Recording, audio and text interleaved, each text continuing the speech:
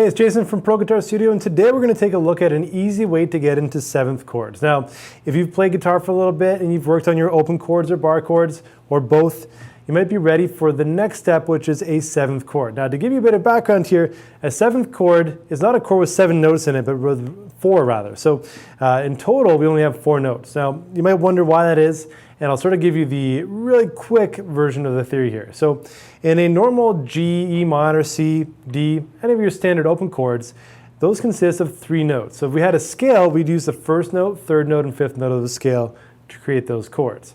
And if you looked at a C chord, for example, so looking at your standard open C chord, you might think, there's a lot of notes in there. You might think there'd be quite a few, 5 notes to be exact. But really, in essence, when we count through it, we only have C, E, G, and then C, E. There's only 3 notes, okay? So we don't have a big range of notes in our open chords if they're only like a G, E minor. We only have a letter name without a number afterwards, okay? So D minor, D, E minor, F, all those only have 3 notes in total. The seventh chord goes one step further. So instead of using the first, third, and fifth, which by the way is called a triad. So when we have the 3 note chords, like a G, we can call that a triad. When we take a seventh chord, when we look at a seventh chord, what's happening there is we're using 4 notes. We're using the first, third, fifth, and seventh. And there are 4 different main types of seventh chords in the major scale. Now there's many more. I shouldn't say many more, but there's quite a few more we could look at with different extensions and stuff. But in terms of the main chords that are in the major scale, we have what's called a major 7, we have a minor 7, we have a 7th chord, or 7 chord, which is also known as the dominant 7 chord, and we also have a minor 7 flat 5. Those are the 4 main chords within the major scale.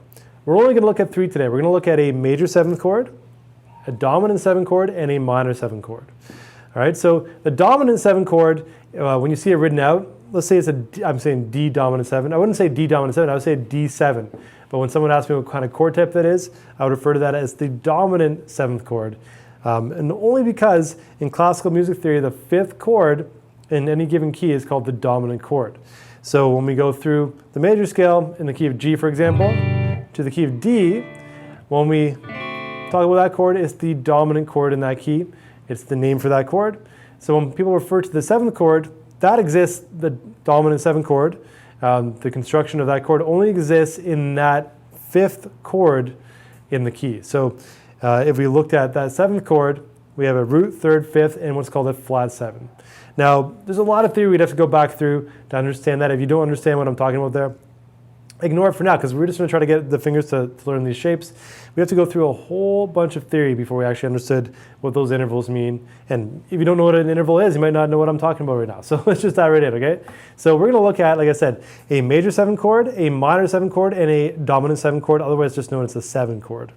So the G major 7 we're going to do today, and all these 7th chords are just going to be 3 strings, okay? So we're not going to use bar chords. We're not going to do bar shapes like you might have seen.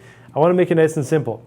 The 3 notes we're using in the scale are the root, the 3rd, and the 7th, okay? So for the major 7 chord is what's called root, 3rd, major 7th. So root, major 3rd, major 7th. For the dominant 7 chord is a root, major 3rd, and a minor 7th, okay? And for the minor 7 chord is a root, minor 3rd, and minor 7th. And you might see this referred to as a root, 3rd, and 7th for the major, a root, 3rd, and flat 7 for the dominant, and root, flat 3rd, flat 7 for the minor 7 chord. The major 7 chord we're going to start off with string number 6, 3rd fret, okay? That's our G. Then we're going to go to string number 4, or the D string. We're going to play an F sharp, which is the 4th fret, and string number 3, we're going to play the 4th fret, and that is a B note. So we have G, B, and F sharp.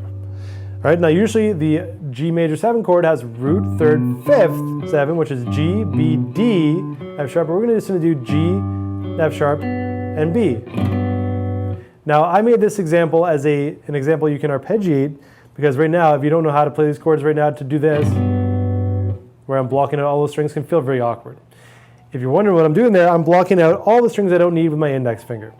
But if we're going to arpeggiate it, I'm going to play string 6, 4, 3. Now, in my example, I'm alternating my pick. Do whatever you can do to get this going today, okay?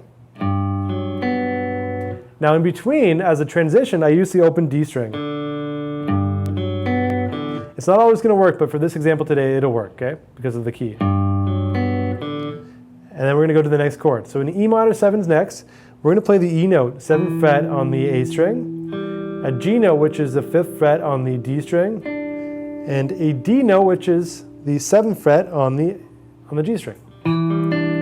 Root, 3rd, and flat 7, okay? Root, flat 3rd, flat 7, there we go. So same idea, string 5, 4, 3 to the open D. Next chord is A minor 7. We're going to play the 5th fret on the low E string, which is an A, and the 5th fret on the D and G strings, which is going to be a G and a C. Root, flat 7, flat 3rd. So A minor 7, okay? String 6, 4, 3 with the open D.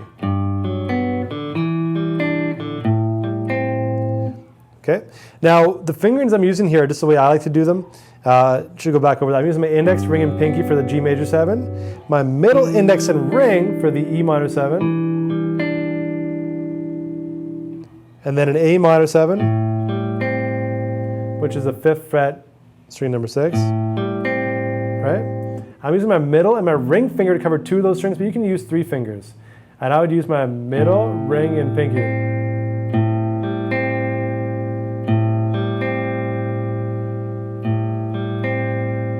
Okay, so we have this. Followed up by the final chord, which is a D7 chord. We're going to play the 5th fret on the A string, which is a D, 4th fret on the D string, which is an F sharp, and the 5th fret on the G string, which is a C. Root, 3rd, flat 7. Okay, so this is the dominant chord I'm talking about, a D7. Okay. So that same thing, string 5, 4, 3, and then open. I'm using my middle index and ring for that shape. These can all be strummed as well, but you have to make sure you block out the strings that aren't being used.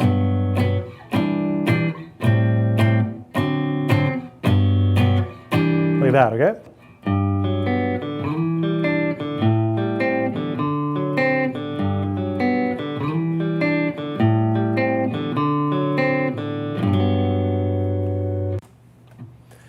All right, so we've already done one set of these chords, right? Now it goes from string 6 to string 5, root, so 6th root, 5th root, 6th root, 5th root.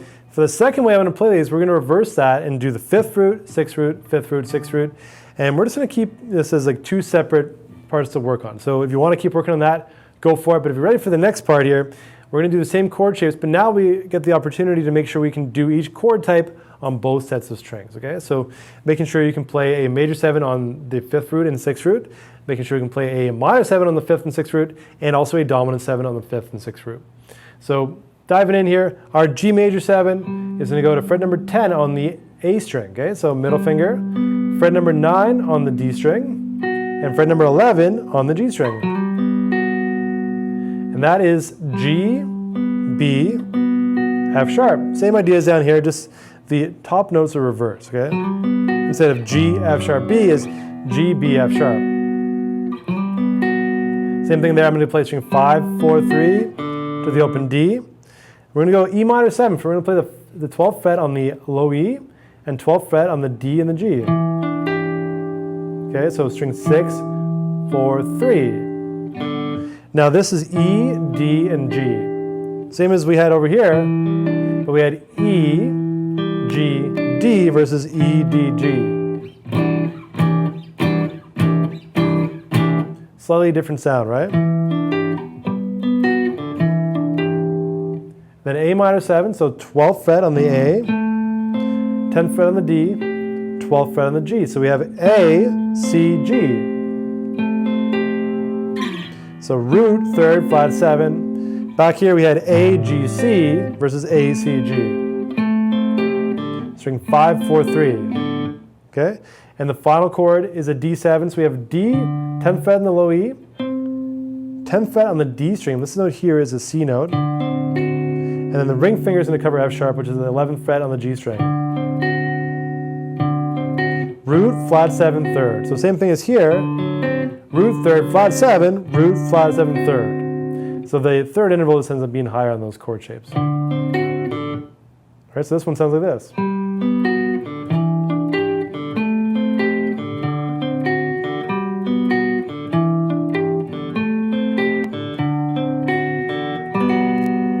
it can also be strums.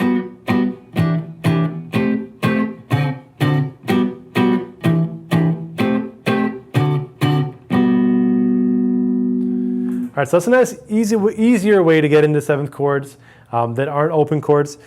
Keep in mind that these aren't the only way to play them. So this is just, a drop in the bucket of what's possible with seventh chords, because there's notes all over the fretboard. We have 4 notes now. We can, arrange them in many ways. So that's just one way, like a G major 7 like this. Many ways, that's just a few too. But many ways we can possibly play those particular notes. Like for example, if we want to do G, F sharp, and B, we can play them in many places across the fretboard. So have fun with that. Just get started, get your fingers moving. We don't have to think of these as only jazz chords. I think there's a big misconception out there oftentimes. When we think of seventh chords, we think of jazz. This progression here I've chosen is very jazzy, so just keep that in mind as you're learning this. If you're not fully sure if you want to learn anything jazz related, this will relate to rock, will relate to any other style of music you want to do. You just have to change the style, right? All we have to do is change the way we're going to approach these chords. So these can be done in many, many different ways. And you hear even bands like Radiohead uses these chords in a number of their tunes. Okay, so play with these, have fun. If you have questions, drop them below. If you like this video, give me a thumbs up and subscribe. More videos like this coming your way next week. And I hope you have a great time with this video.